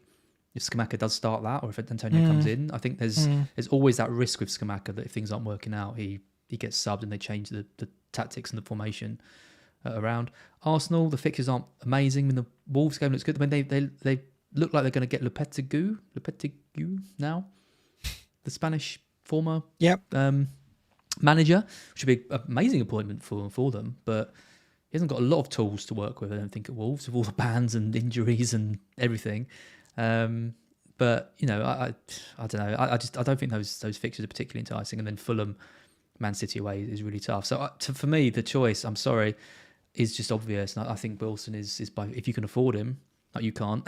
I think Wilson is the obvious choice. Would you do the hit, right? Because you're saying about would you do that? I mean, Zaha's best fixture remaining is Forest away, right? I'll be out of that game. I don't know if I want to be cheering Zaha against Forest in a game which really, if we lose that game, we're in a lot of trouble. We've got to win. We've got to get something out of that game. So I don't want to be backing a player against my team in that game. So I am half tempted to go, what have I got to lose? 4.5 million. Let's just get Almiron and Wilson in, right, for Southampton and Chelsea. And then I've got them, and I'm going to catch 1 or 2 rises between 15 and 16, which I'm sure are going to happen. If they get anything against Southampton, they're both going up 0-1, 0-2 before Chelsea, I would have thought. So I'm thinking I should take the hit, but I don't know. What would you do there? I'm taking a hit for Wilson. I can't. Oh, are you? I can't afford Mitrovic to Wilson straight up, and I've basically disregarded all the others, and I want him for these two. So I'm doing Zaha down to Trossard and Mitrovic for a hit. Mitrovic up to Wilson. Yeah. So I'll be bringing in De Bruyne, Wilson, and Trossard. Oh, you're making free transfers. Free transfers. Yeah. There you go. I think Wilson is worth a hit. I mean, the fixtures could be better. Southampton away, it'd be better if that was at St James's Park, for example. But I think he can score in the next two. I think Wilson outscores the other strikers here by enough to just. That's fair enough. People in the chat saying like fantasy and your own team are two different. I know, but it's been 23 years. Right? I said this at the start of the season. I know I need to separate my team from my fantasy team and not make it be part of my decision making, but it's very, very difficult. Contingency, Mark. Contingency. I've never been in this situation before. Well, contingency, like, so if Zaha scores against Forest and we lose 1-0, I'm going to be happy with the whole. It's really difficult. Not happy, but you'll be, at least consoled. Consoled. Yeah, I get it. I get it. But it's really, really tricky, and I think I'll be fine. Obviously, when Forest stay up next season, I'll be fine. So one way or another, if by some chance Forest go down, I won't have the problem. And if we stay up, when we stay up, I'll get out of it. I won't do the same next season. But it will and has affected me this season. It's really difficult. I'm finding it hard. It is amazing. I mean, you've got 9 points. You're only 3 points off. Yeah. And I'm expecting Bournemouth to kind of regress. Fulham have got 19 points, but the data doesn't exactly suggest they're 7th in the league, which is unbelievable. Really, and we're not going to be sitting still in the window, by any means. So let's see what we do. But we have got a thing on Wilson. Here's your pun. Yeah, I like this pun. It's a good pun. There was a player called Callum Best who played for Newcastle, I believe. Was there? Wasn't? No. Callum Best is George Best's son, in a reality star. I don't think there was a Callum Best who played for Newcastle. Who was the best that played for Newcastle? There was definitely a best that played for Newcastle. Was there? Oh, yeah. okay. I thought that was part of the pun. No, but you can credit me with that if you're fine. But yes, I mean, this is good reading, isn't it? Unlike the Rashford data, this shows you what we're looking at now is a player who's producing, the best date of his career. You go back to his Bournemouth days where he was an asset for us because of his price. But now, at Newcastle, we flirted with him now and again, but he's never had that run of fitness and run of regular starts. And he's never been in a team that's been as confident as what they are now. And look what he's doing. Touches in the box are the best it's been in the Premier League ever. Shots in per 90, shots in the box per 90, big chance per 90, and chance created per 90, all higher than they've ever been in his Premier League career, as is XGI non-penalty per 90 at 0.73, the highest it's ever been. So this is a player who has played himself into the England squad probably, and he's playing himself into FPL teams, and it's really, really difficult looking at this to unless Newcastle fall off a cliff, and I just don't think they will. Isak's going to come in, but he won't come in at centre forward. Isak might, interfere with Almiron's starts, but Almiron's playing so well, it's not going to be a factor if he keeps it up. But going back to Wilson, I think it's hard to build a case against him. I'm really happy for Wilson because it's this spot for understudy for Kane. Toney, Calvert-Lewin, Wilson. There's it could be any of them, right? But it's got to be Wilson or Toney for the pens. But Wilson isn't bad at pens either. But he's no Toney. Maybe he takes all three. That seems overkill. Pretty sure takes one, right? One of those three. Yeah. Yeah. I think so. By the way, it's Leon Best. Leon Best. Yeah, I was going to say. Yeah, I knew there was a Best. I know. I don't know why I retain knowledge like that, but it wasn't the reality star. No. 0.73 extra non-penalty penalty. You've got to take note of a player like that. So high. I mean, what's interesting? Look at his accuracy conversion. That's what I was going to say. Look how consistent he's been last 3 seasons. Yep. I mean, that's the thing. So you can't even look at, unlike Almiron, you look at it and think, well, he's going to drop off. He can't maintain this. You look at his accuracy conversion. It's 40.7 this season, his accuracy, 40% last season, 40.8 the season before that. His conversion, 22.2, last season, 22.9, season before that, 24.5. So his current rate of accuracy conversion is consistent with what it's been whilst he's been at Newcastle. But he's getting double the amount of chances. But double the amount of chances. Yep. So there's no reason to think that his conversion is going to drop off because it hasn't done in previous seasons. So all that's been lacking is a confident Newcastle and regular starts, but he's getting both now. Yep. So what do you do? I can't make a case against him. Nope, not gonna. He'll tweak his hamstring against Southampton, won't he? And then he'll be out for 2 blanks and misses the World Cup. I don't want to wish that on him, but that would be ironic. But hopefully not. Yeah, devastating. Yeah. Right, predictions. We had an all right week this week. 60% each. I got one correct score. The Palace score 1-0. Yeah, not bad. I'm back in the 50%. Back in your 50%, 50.5. Although you have predicted nearly 20 less games than I have because you're naughty and forgot to update the spreadsheet. But, we won't go on about that too much. Looking at the fixtures then, let's run through these. Leeds-Bournemouth, first game. Yeah, both gone for a Leeds win. I've gone for 2-0, you've gone for 2-1. I mean, Leeds was so bad and then suddenly so good. It wouldn't surprise me too much if they were at home with Bournemouth and lost this one. But you've got to think they're a stronger side than Bournemouth are and to back. I mean, we very rarely give Bournemouth any points, which is not reflective of how they've been doing under the new management. But I think Leeds will have too much for them this game. It's that bounce off the Anfield win, the crowd, I think. The momentum they take into the game. They were booing March at the start of the game. By the end of it, they're celebrating him. And to be honest, I'm really happy for March. I like Leeds, right? Which is odd for a Forest fan because we don't normally like Leeds, but I do. And I like Jesse Marsh. I think I don't want to see him fail. Really, I like him as a person. I think he's he's unproven yet as a Premier League manager, but I didn't want to see him turfed out so early this season. So hopefully this is a turning point for them. As a Forest fan, obviously I'm looking at Leeds as a team that perhaps could finish below us, but I can't see it. Can't see it. No. City Fulham, I've gone for a 3-0.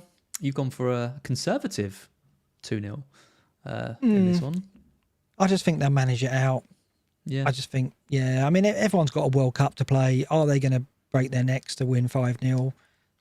They surely, if you're a player who's going to go to the World Cup, you see these two games out if you can. Not many teams can. Man City can. Right? Man City can manage a game out. So I don't know. Maybe I'll be wrong and it'll be 5-0. But I think I think they win.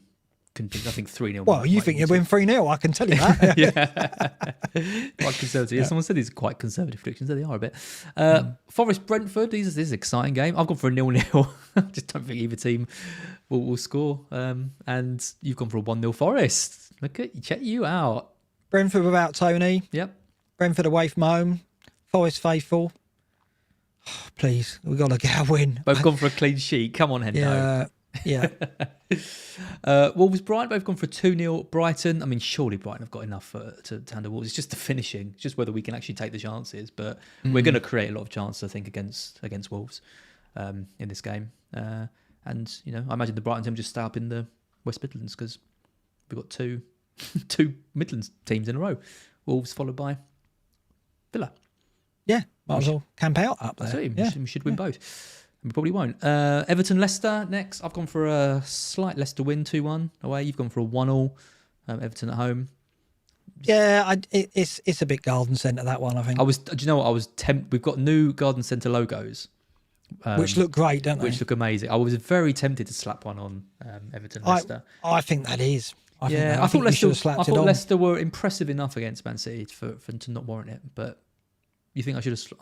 I think you should have. The only thing in was a 5:30 garden centre is by the time you get there, the cafe's out of all the good stuff. So it's not a good time to go. But yeah, let's see if I can find it while we talk about something else. I can slap it on. Everyone can see it. First preview. What's next? Chelsea Arsenal. This should be a good game. Yeah, I'm interested in this. I've gone for an Arsenal win. I think Arsenal are a better team than Chelsea. But obviously at Stamford Bridge, it's tough. You've gone for a good game, a 2-2 thriller, but a conservative result. This is a game where I looked at it and I looked at it and thought there's going to be goals here. I don't see the defences coming out on top. 12 o'clock kickoff. It's a London derby. There was goals in it last season. I think it was 3-1 Arsenal last season, or was it 3-2? I think it was quite a few goals. I remember that was Eddie Nketiah's game, wasn't it? He got the brace. Saka won it with the pen. I think there'll be goals again. It's hard to separate the two, I think, in this fixture. Yep. So, yeah. Villa United, both gone for a United win. Yeah. Should be Villa bubble. Should be fairly routine, right? I'd have thought so, yeah. Is that game on telly? I don't think that's much of a watch either, to be honest. Yeah. That could have the shrub, I think. Yeah. I'm trying to find the logo. It's such a good logo. Okay. But I can't find it, so I might have to wait until... No, I'll have to wait until next week, sorry. Southampton Newcastle. This is surely the game when Wilson blanks all the new people that have brought him in. But you shouldn't do, because we've gone for 2-0 Newcastle and you've gone for 3-0. Yeah, I don't know how it can be. Him. I don't see Southampton scoring, and I do think Newcastle, with the confidence they're showing at the moment, can go and storm this. I do. I don't see a reason why. I mean, there's just so much confidence throughout the thing. Guimaraes is playing brilliantly. Joe Linton's still doing what he did last season, and you've got Wilson and Hammer on absolutely fire, and even Murphy's playing really well when he's on the pitch. I don't know what Eddie Howe's done.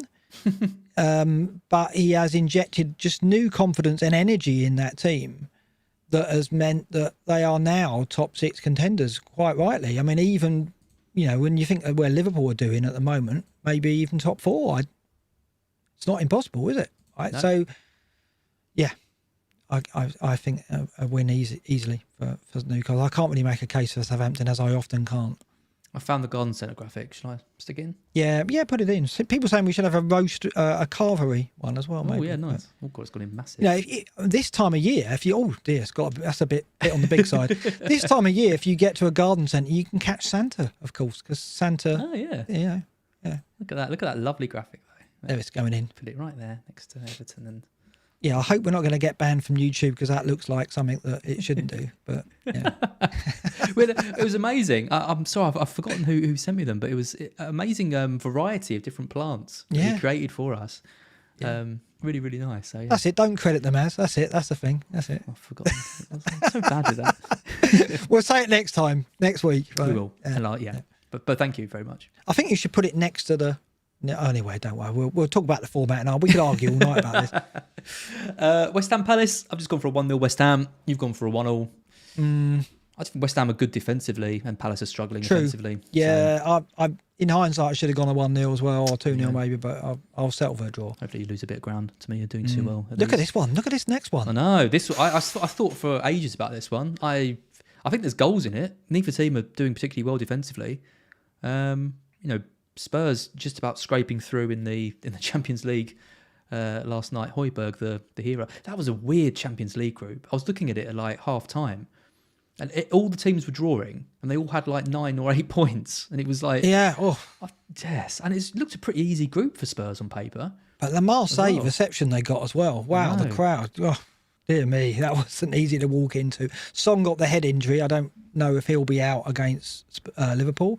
Whether the concussion rules will rule him out. I don't know where we stand on that, so I guess we'll hear about that. But I will go... Yeah, that's better. I will go for... I've gone for a 3-2 Liverpool. I keep doing this, though. I keep looking at the fixtures and go, this is the game where Liverpool will turn it round. And, form would suggest Spurs win this 1-0. Right? Not a lot of goals. And they find that chink in the Liverpool defence. Not hard to find this season. And they win the game 1-0. Spurs don't run riot because Conte hasn't, he hasn't created a team where we can back them for a lot of goals this season. That's been disappointing.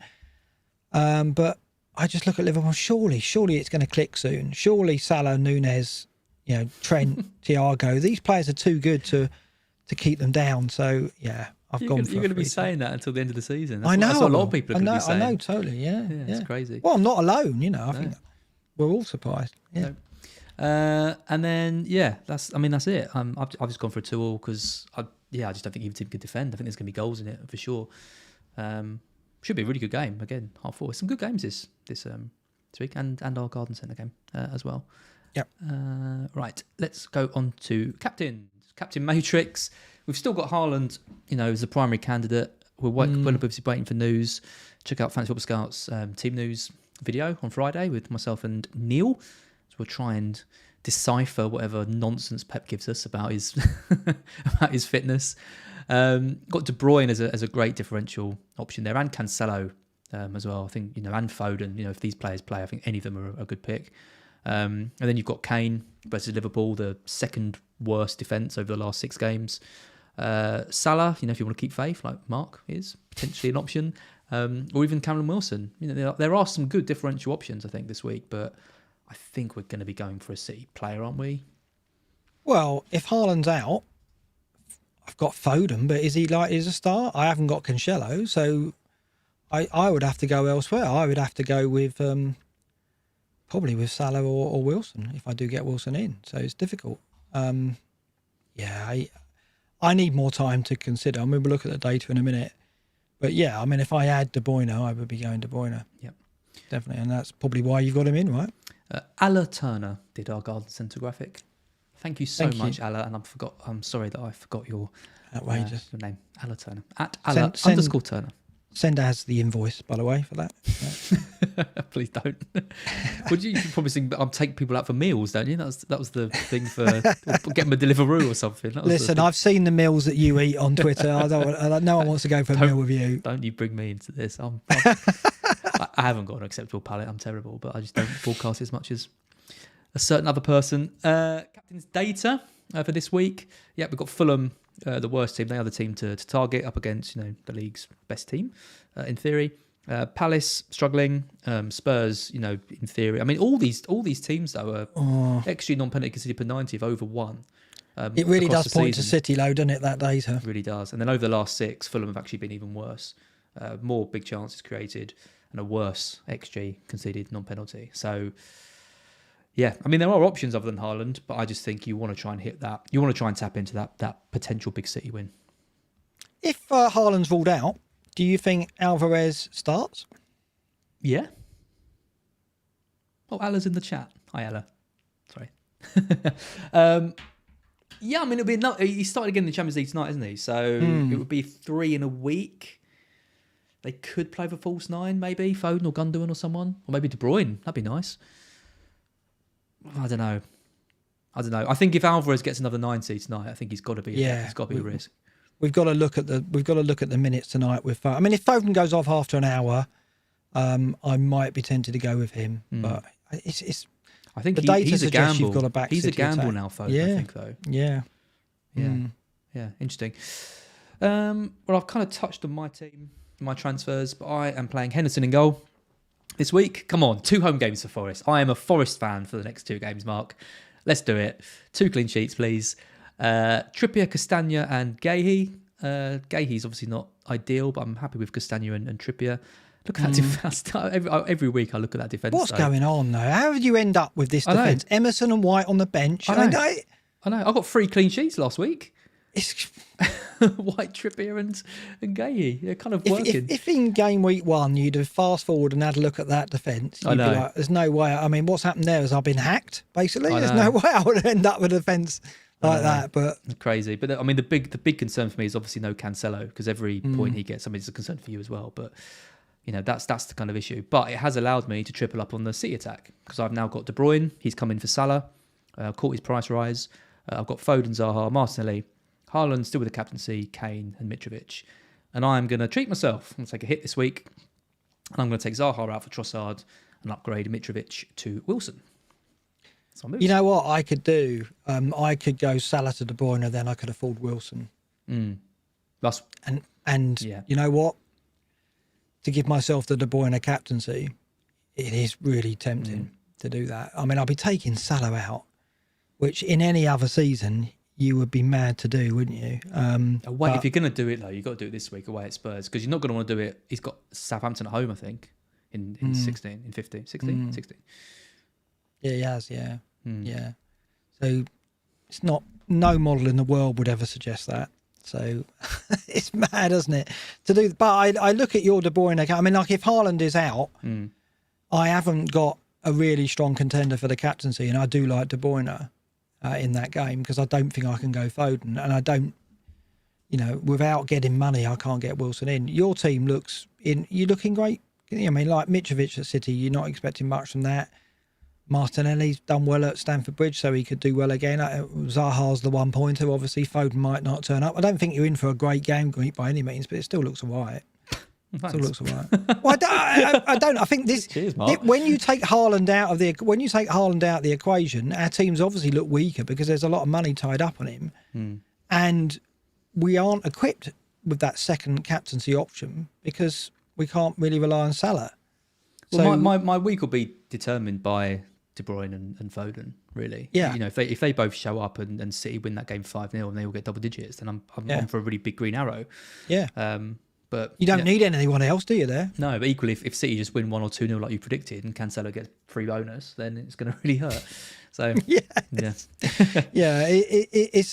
It's so strange because I looked at our teams last week and thought we were in for a good game week and we didn't have it. I look at this team here and I don't think it necessarily, it all relies on City.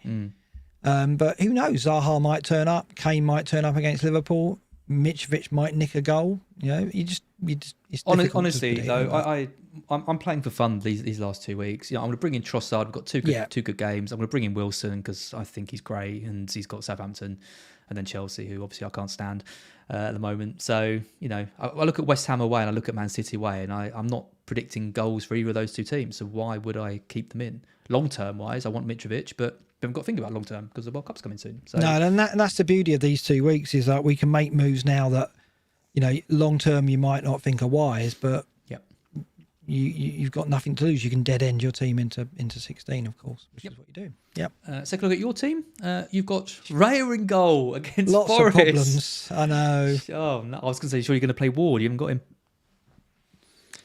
No, Raya in goal. Diaz at home to Fulham, which will be fine if he turns up, but who knows? I'll see how many minutes he gets tonight. It depends on whether they've got injuries at about. I think they do. So I hope Diaz plays against Mitrovic. It makes sense that he would play him against Mitrovic, but we'll see. Who knows? Trent at Spurs, what will he get? He got that legendary goal, of course, in the watch along that we did. Will he do that again for me? I hope. I'm going to need it. Trippier at Southampton. Creswell at home to Palace could and should do well there, I think. So the defence could be all right. If Diaz turns up and plays, I could be all right in defence. Midfield, okay. Zaha, not going to get me much. Foden, if he turns up, would be great. Salah at Spurs I think, could be amongst the points. Martinelli at Chelsea, and then Haaland and Toney up front. That's where the problems are. What do I do here? I mean, like, the other option is if Haaland's ruled out, whisper it, I sell Haaland and do a 4-point hit. What, sell Haaland? No, whisper it. Whisper it. Can't use it with me anyway. What would you do here? I mean, it's like there's so many. I mean, I think I've got to just hope Diaz and Foden turn up. I can't do that. Tony's got to go. I've got nothing on my bench because Williams won't play. And then I'm relying on the Fulham boys at City, which I don't like to do. I've got so little to lose. I might as well take a hit, right? Well, you can't do Salah to De Bruyne. Like you said, I could. No, you can't. You got free. Oh, no, I can't. No, that's out. Foolish. That's another problem with Diaz. Yeah. So thanks for that. Yeah, sorry. I mean, you could do similar to what I'm doing. I think Zaha down to Almiron and Tony up I to looked Wilson. at that. Yeah, triple up on City. Triple up on Newcastle. Sorry. That's the obvious move, isn't it? Yeah. And because Zaha goes to Forest in 16, and do I want to be taking Zaha into that game anyway? That's one thing. I'm resigned to taking a 4-point hit, I think, because I've got to get Tony out, and the only Tony viable alternatives I've got are the likes of Solanke and Skamaka, and I can't do that. At 4.5 million, I've got to roll the dice, haven't I think. So, yeah. Yeah, I mean, Skamaka's the one, if I was going to pick out of those, to move to, but West Ham just aren't that great attacking wise. I just can't see them scoring multiple goals, whereas I can see Newcastle. Yeah, even against Chelsea. Yeah, I think they can get a couple of goals. Yeah. I think you get rid of Zaha and Tony and that's what I'm thinking. Get Wilson and take a punt on someone like I'm doing with Trossard. Yeah, Rashford or Almiron or something. Rashford could be a good shout actually. Rashford and Wilson, I like that. Yep. God, good luck. Black box leagues. Can I look at some of these bloody scores? I hate looking at these. Bloody Matt Johnston, 78 points. Yeah, well done, mate. Hayden Gray, 82 points. Off-Main, 77 points. How are you getting this many points this week? Incredible, isn't it? Unbelievable. The only consolation is Raptors not in the top 10. So there you go. There's always a silver lining. Thank God for that. So Ross is 13th. Actually, he's still there. He's still edging into the. I can't see him. He's not in the top 10, so he's not on the screen. Sorry, mate. No. Shouts out to Sindre Svendheim in 4th, Ayomai Joseph in 5th, Sven Jung Arneson in 6th, Peter Svein in 7th, Paul Dryland in 8th, Brian Clark in 9th, and Andrew Shaw in 10th. And if you haven't joined the Black Box League yet, the league code is on the screen. It's 3V7DQ9. Make sure you're joined. We're still not in the top 5, are we? No, we came late last season, didn't we? We were nowhere, and then we soared to the top at the end. So hopefully that will be the same again. Exactly what we're going to do in the second half of the season. Yep. You'll soar to 3 million, and I'll soar to about 500k, and then we'll take that. Yeah. Talk about that weren't exactly the goals that we set at the start of the season. They really weren't. No. Oh dear.